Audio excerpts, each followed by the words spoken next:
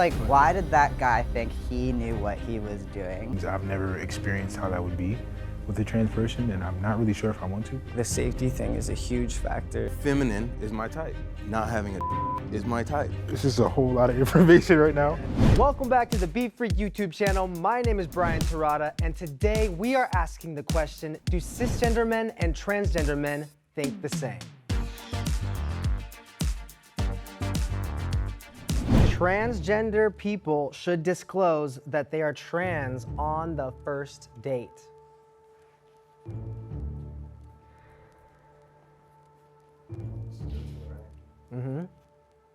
Ooh, okay. It's a safety issue, you know, especially a comfortability issue. Like, if you're not comfortable telling me right now, cool. And if the vibes are right, cool, there could be a second date. You can tell me on a second, third date. If you told me on a third date, it's like, all right, I've obviously gone on 3 dates with you. Like, I like you as a person, so any extra information, you probably didn't lose me. It's a deceptive issue, I guess, because some people might have certain reservations, so just to be open and honest, like from the get-go.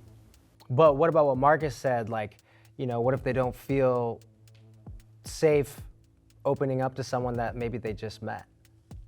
I feel like if you were bold enough and courageous enough to make the decision, then you should have no problem like disclosing that information. If you go on a date with someone, right, like you're vibing with someone, you've decided to go on a date with them, so you're already there on the date. Whether or not that information comes into play. All right, y'all, today's video is brought to you by Scentbird. Scentbird is a fragrance subscription service with a mission to empower each and every person through the power of scent. So in this first package that they sent me, we have Sonic Flower, Indigo Smoke, and Grooming Lounge. Each of these scents are in a little lockbox that are super easy to open. If you just switch that way, and then pop it open. The bottles are super cute and they come with a lot of perfume. My favorite scent out of these three is definitely the Indigo Smoke. I will absolutely wear this when I go out, but I don't think I'll ever really wear the Sonic Flower. It would smell good, but I don't think it was me. I think I would wear the Indigo Smoke if I was like going out with some friends and we were gonna like go to a party or something like that. I've always really struggled to know what my specific scent should be, but since Scentbird is a monthly subscription service, there's a bunch of different scents that I can try out and really figure out what is me. Of course, here at Be Free, we all want everyone to feel like they can be themselves, express themselves, and that means you can explore different ways to dress and different ways to smell. Why not? The cool thing is that you can try out a new scent every month until you find the one that is right for you. And then if you enter a new phase of life, you can move on to the next. They have perfumes and colognes and a lot of unisex options. And with each fragrance, you'll get a 30-day supply so you can try out a fragrance without having to commit before you buy a full-size bottle. They carry products like Prada, Gucci, and Versace, as well as indie labels like Skylar, Heretic, and Confessions of a Rebel. In the description of this video, you can find a link to each one of these scents. You can use my code BEFREE to get 55% off your first month at Scentbird. It's just a little over $7 and it's available in the US and Canada. And then changes the dynamic from that moment on. I just think it's so nerve-wracking for each trans person to kind of figure in. I think that there's so many parts of our identity that we don't want to tell right off the bat, right? Whether it's like, what if you're sick, right? Like there's something you don't want to share about that because you don't want to be judged, you just want to be in the moment with that person as you are. It is also a huge safety thing because like there is the risk of then that person maybe becoming violent and all these different things. So if there isn't transphobia in the room, it should be okay either way. And if that changes the course of like your relationship, like whether you become romantic or like sexual or not, like that is up to that person who's gone on that date with a trans person. But like the expectation that like, if I don't tell you, I'm deceiving you, that becomes embedded transphobia, right? Because it's like, what's the deception? Like, I'm not gonna hurt you or like make you gay or something if you choose not to continue this. The safety thing is a huge factor because you don't know, you could tell someone you're trans and then like get killed for it, and that's still happening these days. And also just like, maybe the date doesn't go good and like, you know, I don't see that person again and now they just know this whole thing about me. And I don't really want that. It is a lot more fun like when I feel safe to talk about it. Like I much prefer a date where I'm going right into it. Most of the world is a heterosexual space. For trans people, like let's say if you had to disclose that you were trans before you started vibing with someone, then it's essentially like you don't have that space anywhere. That kind of takes away from the whole point. And then literally there's no space where you can just be yourself and like maybe meet someone that you have a spark with. Exactly.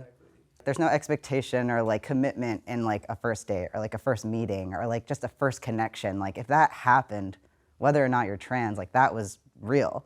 So it's like feeling limited to just being open to that and having to like lead with like, but I have a pussy is like weird to me, you know? Because it's like, it's like if that really fucking matters, then like you still experienced a connection with me. Like, I mean, there's a lot of things I'm not saying on the first date. It could be like, hey, I have chronic anxiety and depression. Like, I'm not IBS. telling you that on, Yeah. you know, third date I might tell you, hey, by the way, I didn't text you for 3 days because I be in my own head sometimes. But like, I don't think you need to disclose anything that you don't feel comfortable with on the first date. We place all this like expectation on trans people, but what about the person who's getting the information told to them and how they react? David, what do you think of those answers? Honestly, this is a whole lot of information right now, but I definitely agree. I feel like, you know, trans people do deserve to be safe wherever they are. And after listening to a couple of different points, like if you're not comfortable on the first date, that's just a personal preference and a personal thing. What about you, Marcus? Does it make you want to go one way or the other? I'm gonna stay in my neutral spot just because, one, I'm very understanding of like the safety issue. For me, if I was talking to a woman and she said, hey, by the way, I'm a trans woman and I am pre-op, you know, unfortunately, I'm just not into that. I'm sorry, not offended. I appreciate your time as a person, love you. That's just not what I'm into as a person. And it's not like I learned it on the third date. If I learned it on third date, hey, by the way, I'm pre-op, I'd be like, you know, that still like you, we can hang out, but just me knowing me, it's not for me. I really appreciate you just saying like for me and not like as a straight man. I feel like that's an important moment of language. If you're straight, you can still sleep with a pre-op trans woman and be straight. Like that doesn't change anything. If you're a person and has decided that that doesn't work for you, that's completely within your agency, right? And like, I don't know, I just think the way we think about like what makes someone straight or not is important because it is a cause of a lot of the violence, but like speaking about it like in a respectful way from a personal experience that doesn't like discredit other people's straight experience or not, right? That was a great discussion. I like that one. It should be illegal to transition before the age of 18.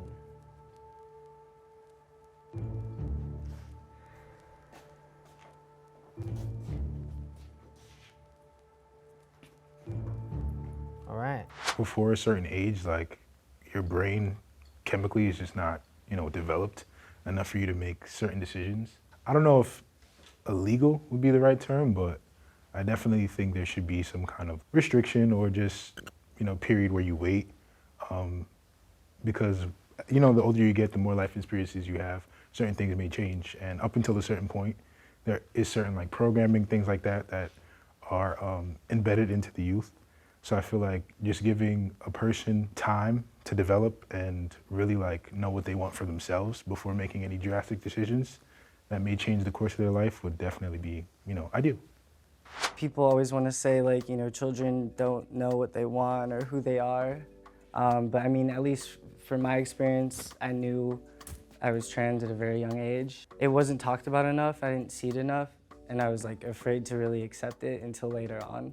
Totally. Like, I think a lot of people don't realize there are so many measures in place to slow the process down for kids, especially like hormone blockers, which really just give kids a longer time, like into their later teens, to like still feel that way safely and then like grow in a hormone placement of their choice, like femininely or masculinely, before they have to go through like surgery and all these things to reverse it down the line. Yeah, I don't know. I think it's really sensationalized, like medical transition. People think that, you know, parents, kids, and doctors want to like cut into kids, but that's just not true. Like they just want to listen to them for longer and safely delay like puberty development until like a choice can be made because that kid's been voicing like gender dysphoria or like confusion, right? So it's like, for me, I think like curbing like suicide rates and like depression and like all the other things like and like violence and all the things that go along with like the hardest parts of being like a trans kid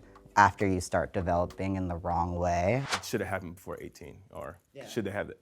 Got nothing to do with me. Do what you want. That's your body. The first two, you know, I played a part in that. I literally played no part in this question. So do what you want with your body.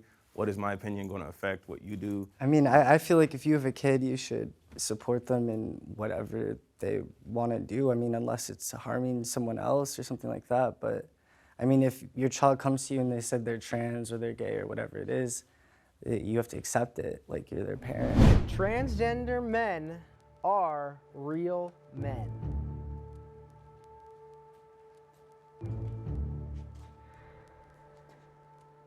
I would say I don't strongly agree because I don't know all the information about it as far as all there is to learn. You know, I'm kind of just going with the generation and how we are slowly being introduced to it being a normal concept. And once I know more, I'll definitely be jumping over there. Yeah, I feel you. Like it's like the prompt could have been transgender men are biological men. Personally, like I don't know exactly what does that mean. What does biological mean, and how is like biological defined when it comes to gender?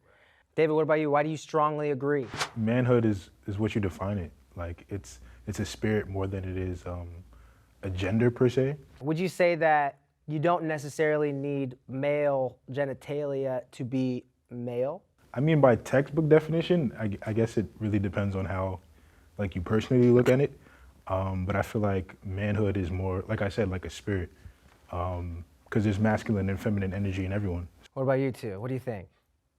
The ones who really experience it. I guess I want to piggyback off what he was saying. Was just I feel like for me more it's like what you make of like what manhood even is, because I have cis friends that like, you know, are maybe more feminine or whatever it is, and it's more of like, you know, what being a man is to you than like what being a man is essentially.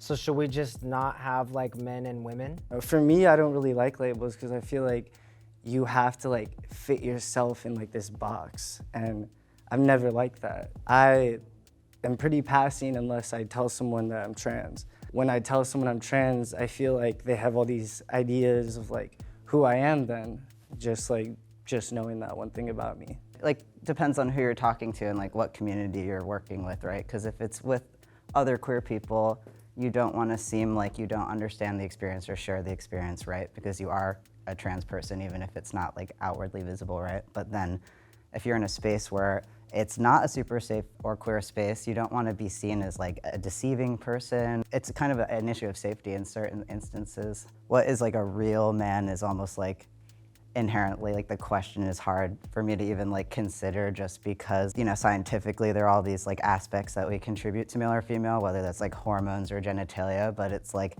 every person has a different nuanced combination of those things, right? Like if someone who's born a quote cis male gets in an accident and loses their genitalia, they're no longer a man, right? So it's like there's a lot of different ways to kind of look at it, in my opinion. I like that. That's gonna make me step over here.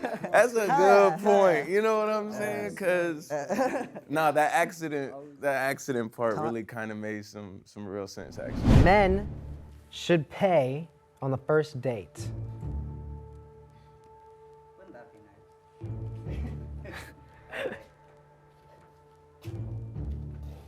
Yeah, I guess I'm like here. I don't know. I think we need to get past the whole like gender roles and all that. It's really whatever to me. That's why I'm neutral though. I don't know, like if anything, the first day maybe just split it the first time type shit, maybe. I don't know.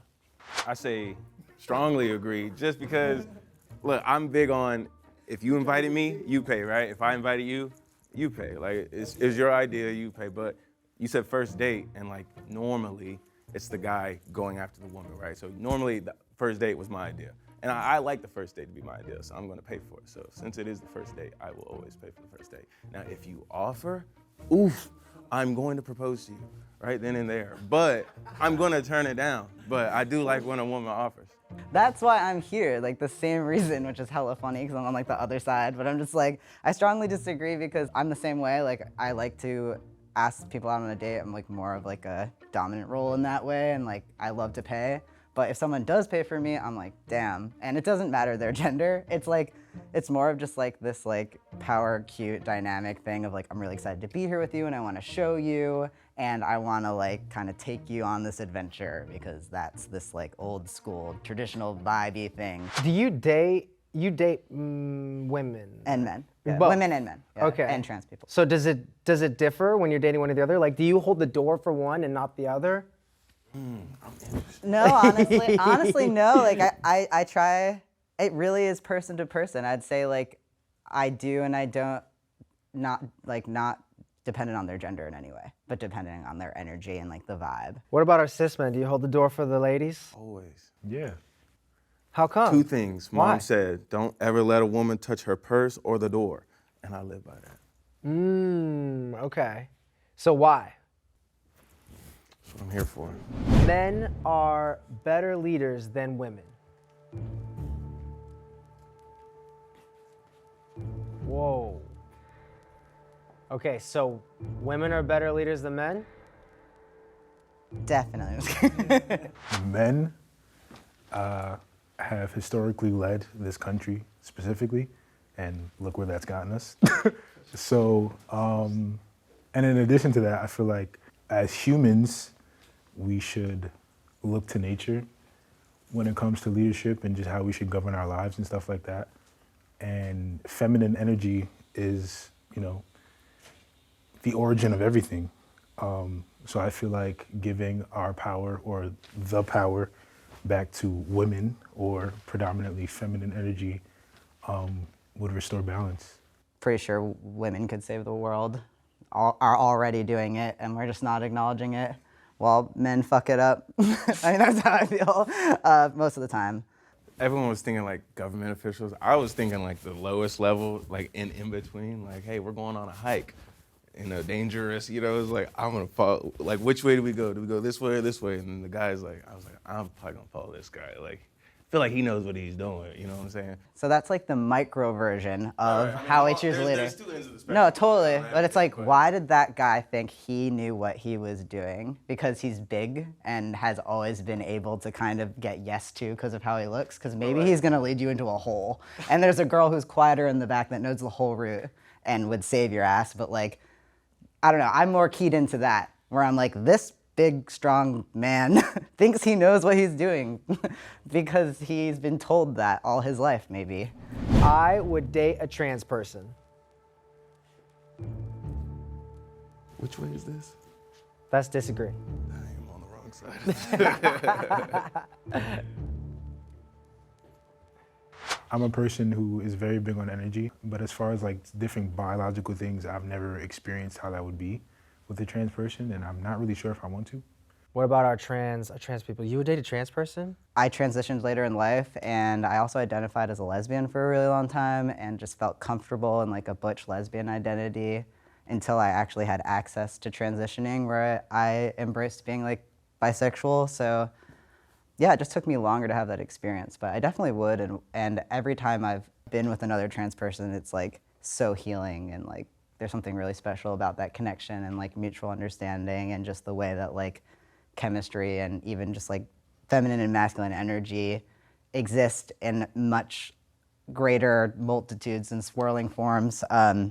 So yeah, T for T, super fun time. Yeah, I would date a trans person because I'm trans, so I feel like it'd be kind of weird if I were to be like, no. I've never dated someone else who was like trans, but I wouldn't be against it.